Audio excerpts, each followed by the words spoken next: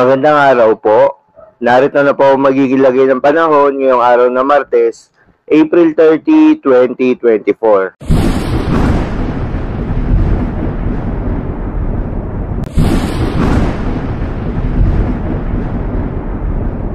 Sa kasalukuyan na tayon sa pag-asa, patuloy ang paglapit ng mga kumpol ng kaulapan sa may southern portion ng Mindanao dahil yan sa epekto ng Intertropical Convergence Zone o ITZZ. Ito yung linya kung saan nagtatagpo ang hangin galing sa Northern Hemisphere at Southern Hemisphere. Kaya naman nasa ng mataas na tsansa ng mga pagulan sa mga nabanggit na lugar. Habang easterlies pa rin o yung mainit na hangin galing sa karagatang Pasipiko, ang patuloy namang nakakaapekto sa Luzon at Visayas. Kaya naman patuloy pa rin na makakaranas ng mainit at malinsangan na panahon sa malaking bahagi ng ating bansa, maliban na lamang sa mga tsansa ng mga localized thunderstorms, lalo na sa hapon at sa gabi. Magandang balita naman, dahil ayon sa pag-asa ay wala namang kumpul ng kaulapan o cloud clusters na posibleng maging bagyo o low pressure area na maaaring makaapekto sa ating bansa hanggang sa mga susunod na araw.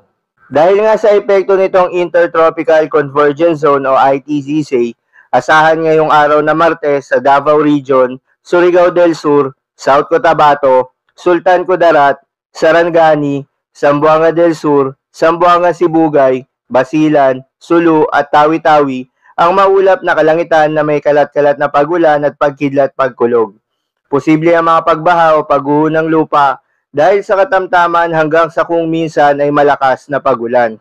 Habang sa Metro Manila at nalalabing bahagi ng bansa, asahan pa rin ang mainit at malinsangan na panahon dulot ng easterlies. Pagsapit naman ng hapon hanggang gabi, posible ang bagyang maulap hanggang sa maulap na papawirin na may kalat-kalat na pagulan o pagkidlat-pagkulog, dulot naman yan ng mga localized thunderstorms. Posible rin ang mga pagbaha o pagguho ng lupa during severe thunderstorms.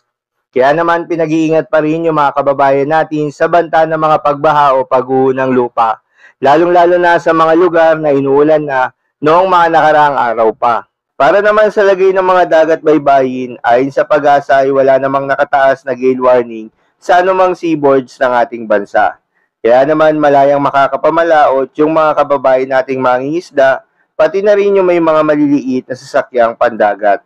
Iba yung pag-iingat pa rin sa mga kababayan nating maglalayag dahil kung meron tayong offshore thunderstorms activity, ito yung mga pag-ulan sa ating mga dagat baybayin, asahan natin ang posibleng paglakas ng hangin at kaakibat nito ang posibleng pagtaas ng mga alon. So yun lamang po para sa lagay ng panahon ngayong araw ng Martes.